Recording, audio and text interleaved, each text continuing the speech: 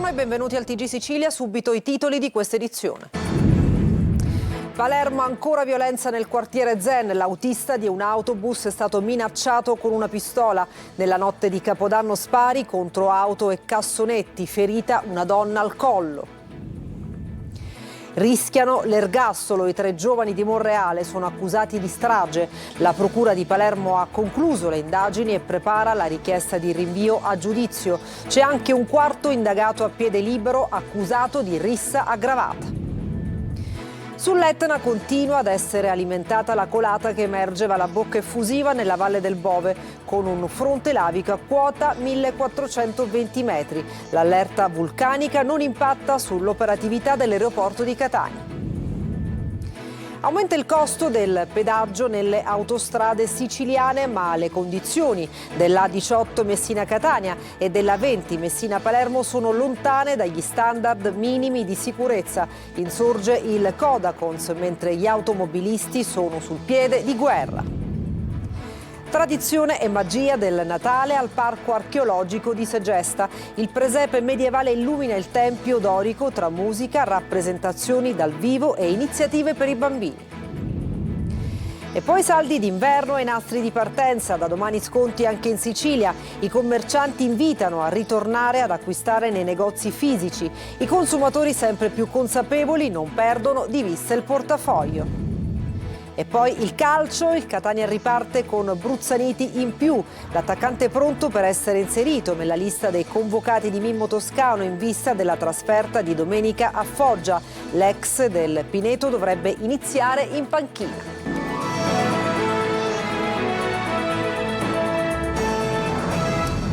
Bentrovati, dunque ancora violenza ed episodi inquietanti allo Zen. L'autista di un autobus è stato minacciato con una pistola. Nella notte di Capodanno invece spari contro auto e cassonetti. Marco Gullà. C'è ancora lo Zen al centro della cronaca cittadina. L'ultimo episodio, in ordine di tempo, è successo ieri pomeriggio. Alcuni ragazzi si sono posizionati davanti a un autobus impedendo all'autista di proseguire la marcia e alle sue rimostranze gli avrebbero mostrato una pistola. L'autista avrebbe chiesto loro di spostarsi, ma i due avrebbero ignorato l'invito. Uno di loro, a quel punto rivolto verso l'autista, avrebbe quindi aperto il giubbotto mostrando al conducente dell'autobus una pistola nascosta sotto la cintura dei pantaloni.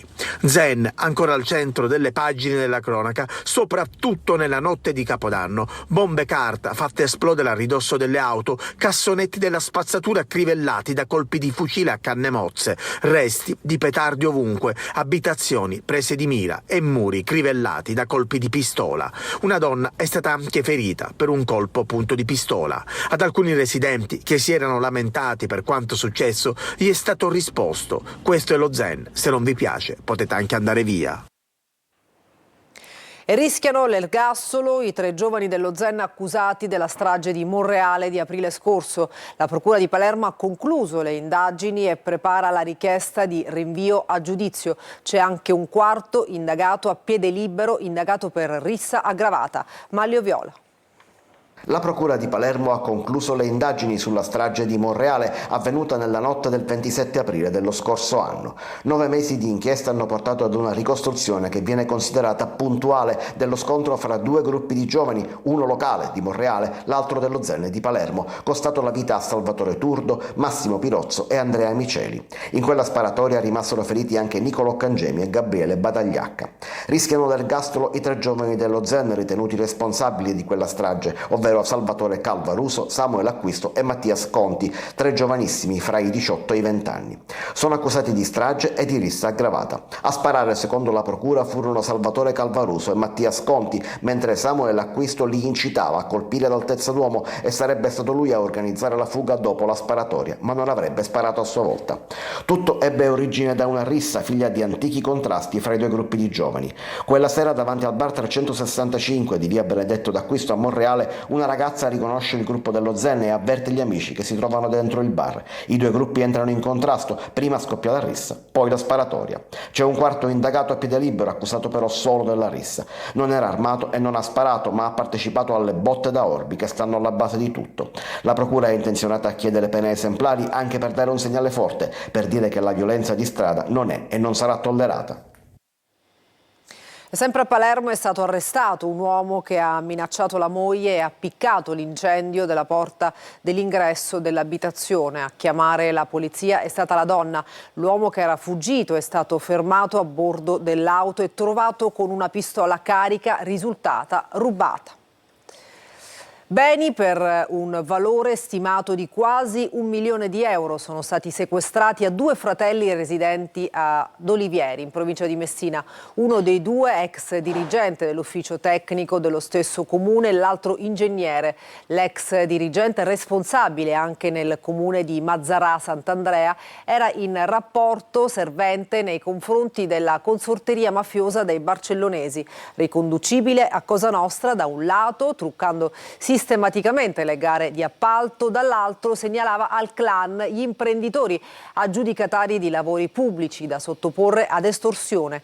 Avrebbe inoltre condizionato illecitamente l'attività amministrativa, approvando o concorrendo all'approvazione di provvedimenti urbanistici ed edilizi illegittimi, riferibili al fratello ingegnere, in palese conflitto di interessi, conseguendo illeciti profitti.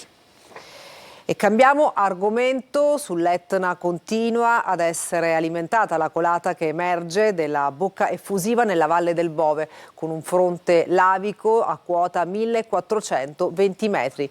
L'allerta vulcanica non impatta sull'operatività dell'aeroporto di Catania. Giusy Lazzara.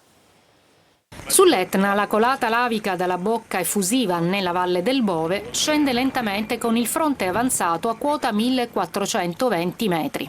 Lo scenario eruttivo è quello di una zona desertica lontana dai centri abitati. Così il direttore dell'Istituto di Geofisica e Vulcanologia di Catania, Salvatore Gambino.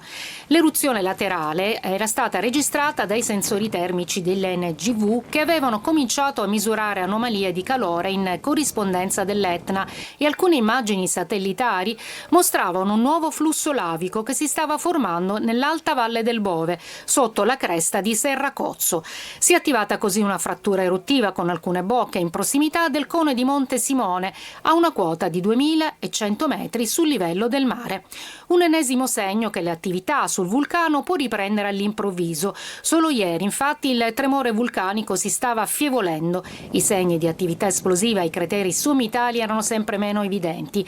Poi la ripresa delle attività a pochi giorni dopo quello dei parossismi del cratere di nord-est del 27 dicembre. Puntuale arriva anche l'invito delle guide alpine, che raccomandano prudenza per chi vuole osservare l'eruzione vicino a Rocca Musarra, accedendo da Monte Fontana. Temperature rigide, terreno instabile, presenza di neve e ghiaccio richiedono la massima attenzione. E l'allerta vulcanica per l'aviazione, il VONA, non impatta sull'operatività dell'aeroporto Vincenzo Bellini di Catania.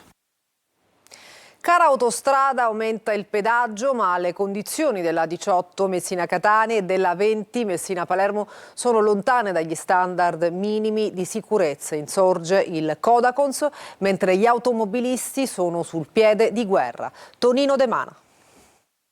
Aumenta il pedaggio ed aumenta il pericolo sulla 18 Messina-Catania e sulla 20 Messina-Palermo, gestite dal consorzio Autostrade Siciliane e sempre più disastrate. Nonostante gli interventi, i cantieri continui e i disagi per gli automobilisti, i principali assi viari dell'isola rappresentano una costante minaccia per chi, per vacanza o per necessità, è costretto a percorrerle. Di sicuro chi si trova alla guida non si annoia, tanti sono gli ostacoli che dovrà evitare, soprattutto per non finire in buca. In queste immagini le ignobili condizioni della 18 nel tratto Giarre-Acireale direzione di Marcia Catania, con voragini ed avvallamenti sulla sede stradale, a volte impossibili anche a scansarli o comunque invisibili di sera o nelle giornate di pioggia. Il manto stradale che non è drenante, recentemente fatto, è costato 20 milioni, presenta sempre buche e una pericolosità quando piove piove perché diventa tutto un acquidrinio, non è drenante e quindi giace l'acqua sull'asfalto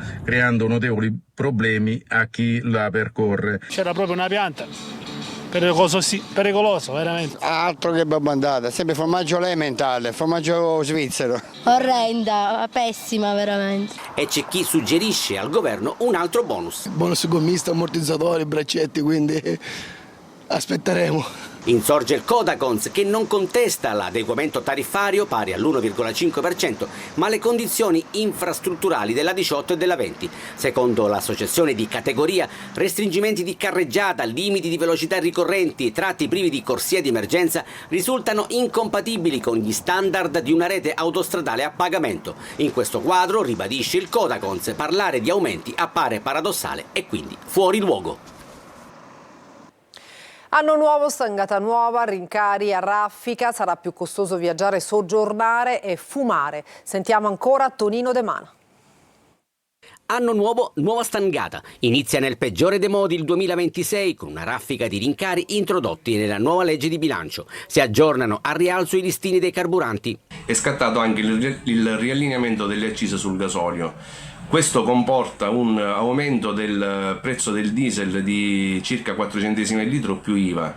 Questo diciamo per gli automobilisti, soprattutto perché è macchine a gasolio, comporterà un aumento di circa 60 euro all'anno del costo del carburante. Sarà più costoso viaggiare, soggiornare, fumare, persino spedire pacchi con un contributo di 2 euro sulle spedizioni sotto i 150 euro in arrivo da paesi extra UE. Umore nero per tutti. E il caro benzina ci ammazza un po'. Nuovo anno, nuovo rincaro, diciamo che va tutto male. Ogni anno è così, con qualunque governo prima promettono, quando sono all'opposizione promettono, appena arrivano al governo aumentano, no? Per voi fumatori sono dolori perché aumentano anche le sigarette. Certo, per uno che fuma 2-3 pacchi di sigarette al giorno hanno un costo non indifferente. Rinviate, per fortuna aggiungiamo noi, al gennaio 2027 sugar e plastic tax. E a proposito di aumenti, aumenta anche l'addizionale IRPEF a Palermo. I cittadini si troveranno a pagare in più per coprire i debiti del comune, ma il sindaco Roberto Lagalla prova a spegnere l'allarme e sostiene che c'è tempo fino al 28 febbraio per evitarlo. Manlio Viola. Il 2026 porta con sé una brutta sorpresa per i palermitani, l'aumento delle addizionali IRPEF, di fatto più tasse per coprire i debiti dell'amministrazione. Un aumento che potrà raggiungere un costo di 200 euro per i redditi più alti e si attesterà intorno ai 140 euro per i redditi della fascia media. Lo prevede una direttiva del 31 dicembre firmata dal sindaco Roberto Lagalla e inviata alla dirigente del settore tributi, nella quale il primo cittadino chiede di procedere senza indugio a predisporre gli atti necessari per inviarli al Consiglio comunale. L'aumento potrebbe portare all'addizionale generalmente all'1,4%, anzi poco più. Si tratta delle conseguenze della mancata rimodulazione del cosiddetto patto per Palermo firmato con i ministeri dell'interno e dell'economia il 30 gennaio del 2023. Quel patto evitò il dissesto, permise l'arrivo di fondi statali, ma fissò anche le regole che ogni anno l'amministrazione comunale deve provvedere a reperire risorse per un quarto dell'esigenza annuale di ripiano del debito. Entro il 31 dicembre l'amministrazione doveva dunque coprire la propria quota con risorse comunali oppure aumentare le tasse. Ora il sindaco prova a spegnere gli allarmi. L'aumento non è un fatto deciso, dice, perché la delibera dovrà passare dal Consiglio comunale in fase di approvazione del consuntivo entro il 28 febbraio. Questi 2 mesi potrebbero essere decisivi secondo il primo cittadino. È attualmente in corso, dice, un'interlocuzione formale con i ministeri dell'economia e dell'interno per riallineare l'aliquota al piano di riequilibrio, quindi a livelli più bassi. Una trattativa concreta già avviata che contiamo di chiudere positivamente entro il 28 febbraio. E adesso una notizia: vendeva panettoni al pistacchio di Bronte e al cioccolato di Modica, ma nessuno dei 2 prodotti protetti da marchi di tutela erano stati utilizzati per la loro realizzazione. E quanto hanno scoperto i carabinieri del NAS di Catania durante un controllo in un laboratorio di prodotti dolciari di un comune pedemontano. Il titolare aveva anche creato un proprio sito online di vendita al dettaglio. È stato denunciato per tentata frode nel commercio e tentata vendita di prodotti industriali con segni mendaci. E a Catania è durato meno di 24 ore da Natale a Santo Stefano, è il caso di dirlo, il piano ideato da un pluripregiudicato catanese di 35 anni che aveva pensato di fare visite ad alcuni bed and breakfast della città, sfruttando la momentanea assenza degli ospiti delle strutture ricettive in giro per le strade e le piazze della città durante i giorni di festa. L'uomo è stato colto in flagranza dagli agenti della polizia, immortalato dai sistemi di videosorveglianza, è stato denunciato per il reato di evasione, suo complice una donna che è stata denunciata per tentato furto e per ricettazione in concorso. E 6 persone sono state arrestate tra Siracusa, Catania e Civitavecchia su disposizione della Direzione Distrettuale Antimafia di Catania per detenzione e dispaccio di stupefacenti. 2 degli indagati si trovano già in carcere a Siracusa e a Civitavecchia per altri fatti. Tra gli arrestati di età compresa tra i 32 e i 46 anni c'è anche una donna. Scioglimento del comune di Paternò, la relazione del ministro Piantedosi al Presidente della Repubblica parla di concreti, univoci e rilevanti elementi su collegamenti diretti o indiretti tra componenti dell'amministrazione locale ed esponenti della criminalità organizzata. Il servizio di Orazio Longo. Sono state riscontrate forme di ingerenza da parte della criminalità organizzata che compromettono la libera determinazione e l'imparzialità dell'amministrazione. Sono le parole del ministro dell'Interno Matteo Piantedosi nella relazione al Presidente della Repubblica sullo scioglimento del comune di Paternò. Sottolinea Piantedosi che la decisione di sciogliere il comune arriva dopo un lungo monitoraggio condotto sull'ente locale avviato a seguito delle indagini giudiziarie, tra cui l'operazione Atena condotta dalla Direzione Distrettuale Antimafia di Catania.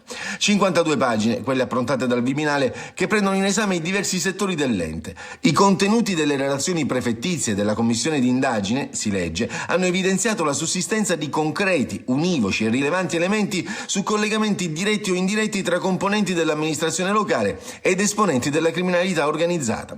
Il testo punta il dito anche contro una gestione comunale gravemente distorta, con controlli antimafia carenti, irregolarità negli appalti e negli affidamenti, e poi le morosità degli stessi amministratori comunali. Pure il sindaco Naso, oltre ad altri consiglieri, sarebbe risultato moroso al pagamento di IMU e Tari. Vi sarebbe stata poi assenza di vigilanza sulle manifestazioni religiose, con infiltrazioni mafiose tra gli organizzatori e pubblici omaggi durante le processioni per acquisire consenso sociale. L'ex sindaco Naso e gli ex assessori Comis e Cirino sono accusati di voto di scambio. Per Naso e per Comis si attende la prima udienza nel procedimento con giudizio immediato. Ha scelto invece il rito ordinario Pietro Cirino. E si conclude l'esperienza alla guida della questura di Caltanissetta per Pinuccia Albertina Agnello. Il questore lascia l'incarico dopo una lunga carriera nella Polizia di Stato, caratterizzata da ruoli di primo piano e un forte impegno sul territorio. Rita Cinardi. Dopo quasi 40 anni di servizio nella Polizia di Stato va in pensione il questore di Caltanissetta Pinuccia Albertina Agnello, originaria di Scordia, entrata in polizia giovanissima nel 1987, avviando una carriera che l'ha vista impegnata in prima linea nella lotta alla criminalità organizzata anche all'interno della direzione investigativa antimafia e in ruoli di primo piano in diverse questure italiane. A Caltanissetta era arrivata il 15 maggio del 2023. Qui sotto la sua guida la Polizia di Stato ha portato a termine 16 operazioni di polizia giudiziaria contro mafia, droga e sfruttamento del lavoro nero. Accanto all'azione repressiva costante anche l'impegno sul fronte della prevenzione, della legalità e dell'attenzione sociale, in particolare verso i giovani e il contrasto alla violenza di genere. Difficile racchiudere 38 anni di carriera in poche parole, però la mia presenza nella Polizia di Stato, il mio servizio alla Polizia di Stato ha significato fare girare attorno alla Polizia di Stato e al servizio ai cittadini tutta la mia vita, anche la mia vita personale. Ricordo più bello sicuramente il giorno in cui siamo arrivati a Roma 111 vicecommissari in prova della Polizia di Stato e abbiamo intrapreso assieme a dei cari colleghi che poi sono diventati tutti amici, con i quali ancora facciamo raduni annuali, questa splendida avventura al servizio dei cittadini nella Polizia di Stato. Insignita di importanti onoreficenze della Repubblica, il questore Agnello lascia la guida della questura di Caltanissetta dopo aver segnato una fase intensa di attività sul territorio. Tradizione e magia del Natale al Parco Archeologico di Segesta. Il presepe medievale illumina il Tempio dorico e apre il sito anche fuori orario, tra musica, rappresentazioni dal vivo e iniziative per bambini. Il servizio. Un manto azzurro che avvolge il bambinello, lo sguardo vigile e tenero di San Giuseppe e tutto intorno un gioco di luci che fa riemergere la maestosità del Tempio dorico. Il presepe medievale al Parco Archeologico di Segesta è molto più di una visita. È un'esperienza che emoziona, capace di unire tradizione e classicità in un messaggio universale di pace, bellezza e condivisione. Un'occasione unica anche per vivere il Tempio fuori dai consueti orari di apertura. L'iniziativa è organizzata da Coop Culture per il Parco di Segesta con scene e rappresentazioni dal vivo curate dal gruppo medievale Monte San Giuliano di Erice, accompagnate dalle zampogne di Gabriele Filì. Il percorso si conclude con una degustazione di prodotti tipici e il Natale qui parla anche ai più piccoli. Nasce infatti Meravigliamoci con i più piccoli, il campus natalizio per bambini dai 6 agli 8 anni. Giochi, laboratori creativi, storie e fantasia tra templi, colori e meraviglia. A ogni bambino un passaporto speciale, quello della meraviglia. E domani partono i saldi, i commercianti invitano a ritornare ad acquistare nei negozi fisici, i consumatori sempre più consapevoli non perdono di vista il portafoglio. Veronica Barbarino. Le vetrine sono già tappezzate di sconti fino al 50% e oltre. Domani 3 gennaio partono i saldi invernali su abbigliamento, calzature e accessori. Un appuntamento atteso dai consumatori alle prese con il carovita e dai commercianti che sperano di rilanciare le vendite dopo mesi difficili. Non c'è più una volta le attese davanti alle vetrine, però comunque in ogni caso ci aspettiamo un bel momento, un bel periodo. I saldi dureranno diverse settimane e anche quest'anno si giocheranno tra negozi fisici e e-commerce. Da domani partono ufficialmente i saldi, quindi un motivo in più per fare uno shopping intelligente, per favorire i negozi della propria città. Secondo le associazioni di categoria, la spesa media per famiglia si aggirerà intorno ai 200 euro. Stiamo iniziando a fare una ricognizione per vedere cosa ci converrebbe prendere. Spero di trovare però più sconti di quanti erano prima. La Confcommercio conferma che più della metà dei consumatori acquisterà nei negozi di prossimità, confermando come l'esperienza diretta sia fondamentale. I consumatori oggi sono più attenti e puntano sulla qualità, approfittando delle offerte per acquisti più importanti. Invitiamo però a verificare sempre la correttezza delle promozioni e la trasparenza dei prezzi, ricordando che deve essere indicato il prezzo più basso degli ultimi 30 giorni. È sempre consigliabile inoltre conservare lo scontrino e ricordarsi che il cambio della merce resta a discrezione del negoziante, mentre il difetto va sempre segnalato. E adesso una breve pausa, tra poco la nostra pagina sportiva, non mancate.